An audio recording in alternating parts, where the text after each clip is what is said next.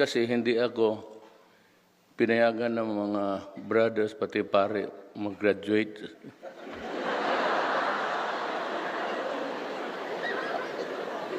I was not allowed to take part in the graduation exercises because on the last days of for the year, mag-graduate na, we're practicing yung ensayo na kung paano mag-ano ng diploma, to take a bow. And then suddenly, there was this happening inside the school. Huwag na natin pag-usapan yon. Kasi magagalit yung pare, pati. So I got expelled. So I was not allowed to join the graduation. So ako naman, umuwi na lang sa Davao because at that time, expelled ako. Anong nanay ko nagtanong, sabi niya, Rodrigo, kailan ba ako pupunta ng Maynila? But I kept assuring her that graduation was coming and, as a mother, excited as I was, she was in a hurry. Sabi niya, noon kasi tawagan lang sa probinsya, you call PAL and place a reservation. Pagdating mo sa airport, bayad lang. That was the time and that was the environment. So, sabi niya, mukhang may graduation ata, nabasa ko sa newspaper. Sabi ko, ma, sabi kasi ng pare, magulo. Magulo talaga ang Mindiola noon. We were the martial law lawyers. We took the bar under immense pressure. Every 300 meters, andoon yung Metrocom. At lahat yung matataas na buhok, ginupitan. Those were the times, so it was not really good for anything except maybe to go home and relax. Sabi ko, masabi ng pare kasi magulo ang Mindiola. And may mga pillbox kung saan-saan naglipad. Nagmisa lang kami sa Abbey Chapel at binigyan kami ng diploma na wala naman laman.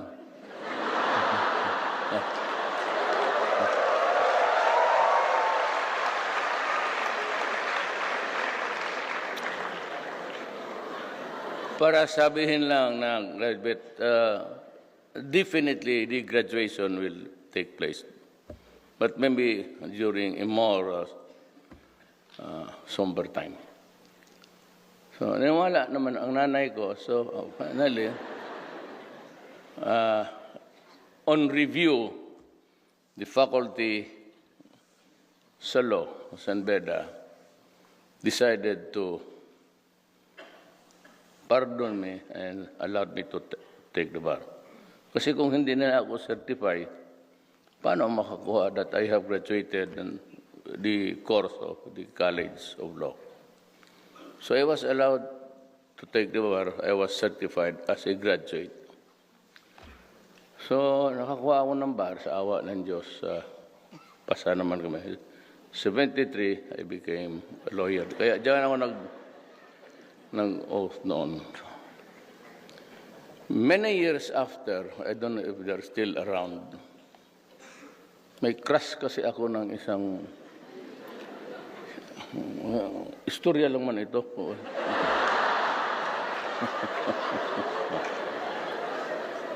She was that lady na makita mo doon sa St. Alsem's building. If you go up, yung babae na, I don't know if she's still around, yung babae doon nakaupo, na may lunal dito.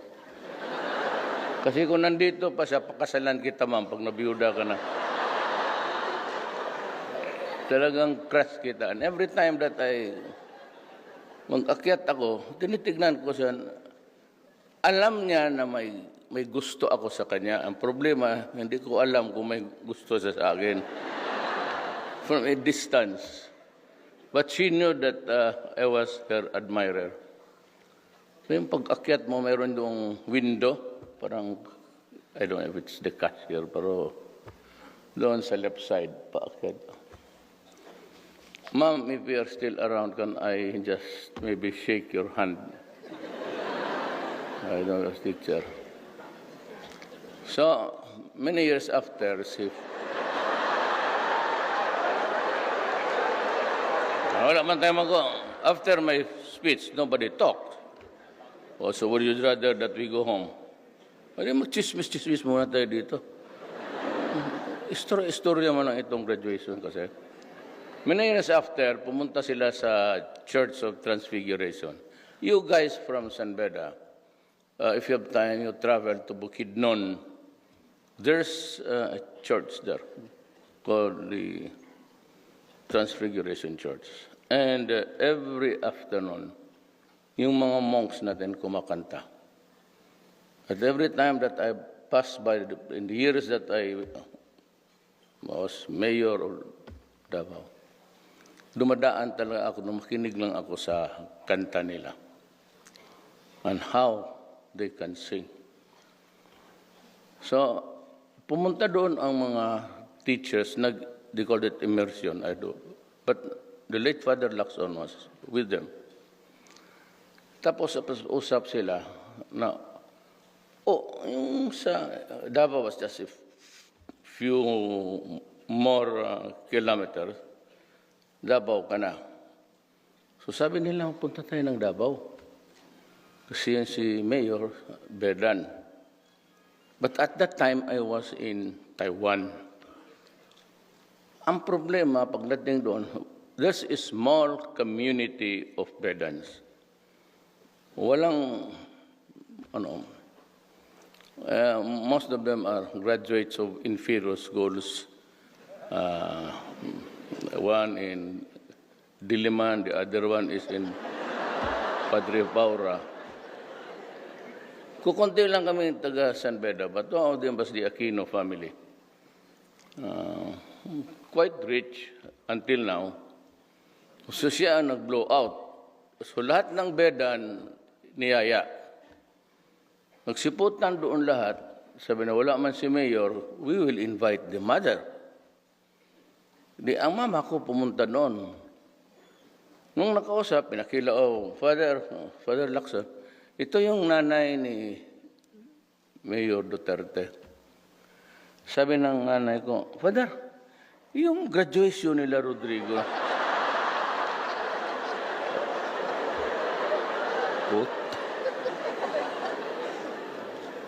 Saan ang graduation nila niya? Natuloy ba yun? Sabi ni Father Lacson, sabi ng mga nandun, natuloy. Bakit? Kasi di man ako napunta, there was no proper notice or anything. Sabi, why? Did your son told you the truth? Sabi ng nanay ko, ano pala ang totoo? Sabi niya na-expelled dyan kasi may binaril na tao doon sa loob sa San Beda. Huwag na.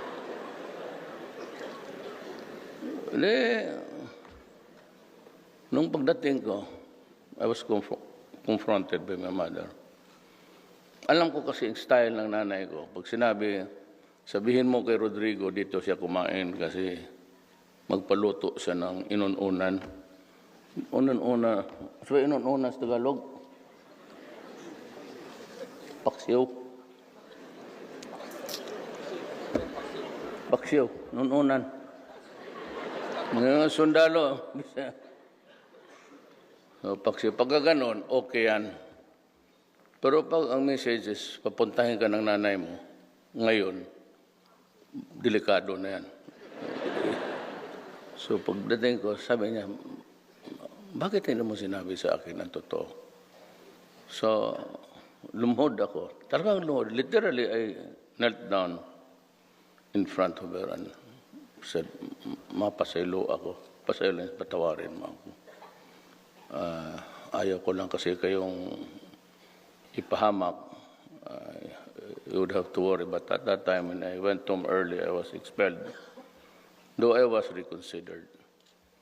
So eventually, naging 73 kami, release ng baro. Maya-maya, the first offer of award, Achievers Award. So ako, si Pitoy Moreno, and I think marami, 5 kami noon. Nung sinabi sa akin, sabi ko, yung punta dyan, expelled kayo. Ngayon, award, anong klase ito?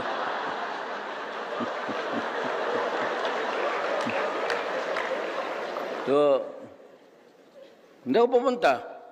Tapos, second time, kita-kita kami nila, Fred Lim. So, bakit di ka sumipot doon? Pinatawad ka na nga, ikaw pa yung suplado. So, the next time I was given this award, sumipot ako. Tapos, this is my first time with you actually. But, ng previous alumni, kita-kita kami. I was awarded, karami kong, you know what, hindi ko kayo niluloko Ni sa pag-aral ko ni Tansan, walang nagbigay sa akin. Ngayon, yung San Beda, may ito yung trophy. Tapos ngayon, now, introducing the Hall of Fame, Rodrigo Duterte. So may medalya, kalaki, pati plaque. Sabi ko, sino pa ang nasa Hall of Fame? Sabi niya, wala, ikaw lang mag-isa. Well, anyway, I would like to thank the Benedictine community for such a wonderful show of mercy. Ika nga, ano yung sabi ni Shakespeare? The act of mercy is never strained, something strained, yung hinahasa. And I got back being an awardee. Pero sa scholastic, patay. Kung hindi nyo sirain yung Mindiola Bridge, yung sa kanto, saan ang College of Law? Sos Mariusep. Walang ginawa yan kung galing slavery. Yan yung Mindiola, yung bridge. Pagbaba mo, Ligarda. Yung kanto, nandyan pa? Chilled beer.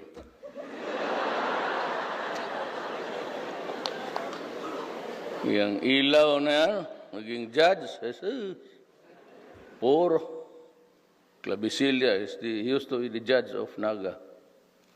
Doon kami sa kaya sayang ito sila di dumaan kay Solidom. May ako dyan. To si Rene, ang may-ari nito, beda niyan. Where are you, Rene? The president of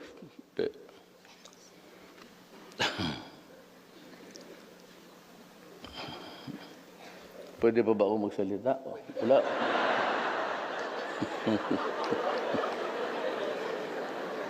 Wala man akong iyabang.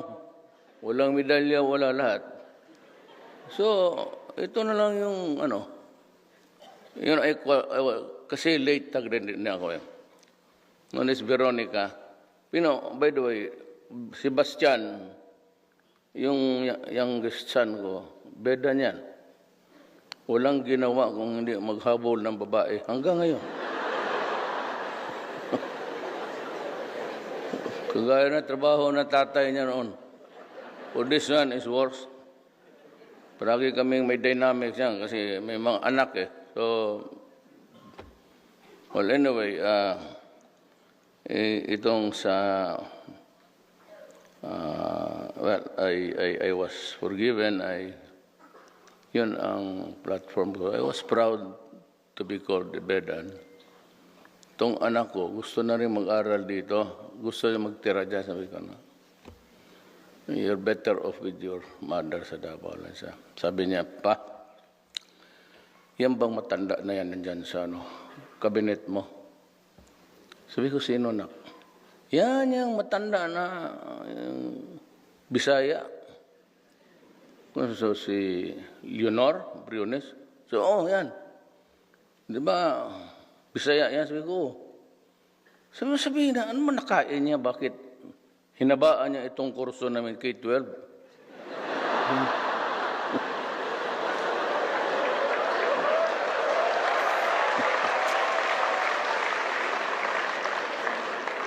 Sabi ko, nak, wala man tayong problema dyan. If it's just a matter of suggesting, I can. But, sabi ko, I would have to go into incongruity. Kaya bakit? Alam mo, nak, ang original K-12 talaga, tatay mo.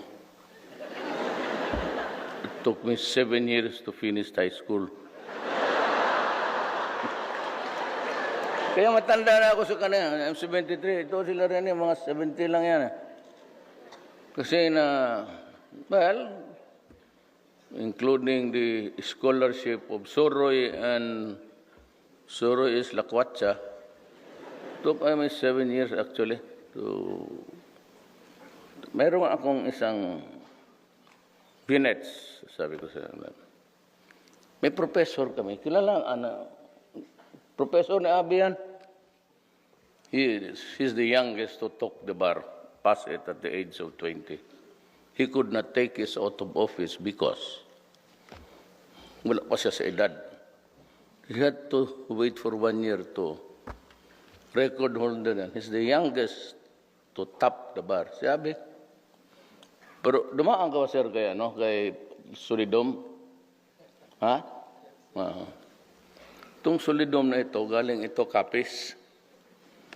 To Justice. Ang boses nito, may mga taga-law school, ang boses nito, yung boses, shrill. That's what, shrill. And he could only pronounce the last syllable. Bata!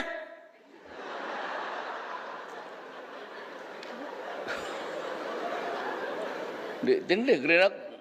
Laurente, pati ako, tumindig.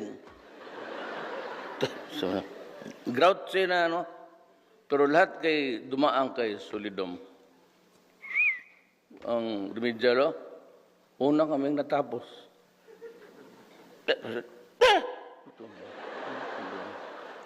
Tapos tumindig kami, sabi niya, oh, God damn it,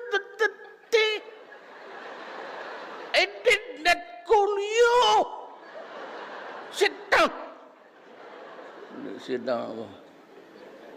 You stand up. Sir, I did not hear my name, sir, called. Because you are always talking at the back. God damn it, come here in front. Ganon kami sa college. Ayaw man siguro ngayon, mga bata. Pagdating ko pinupo ako dyan sa front, sabi niya, Lunti, sit down. You recite. Tindig ako, sabi ko. Sabi niya, what? Sabi ko, sir, there is no question yet, sir. Utang na galit.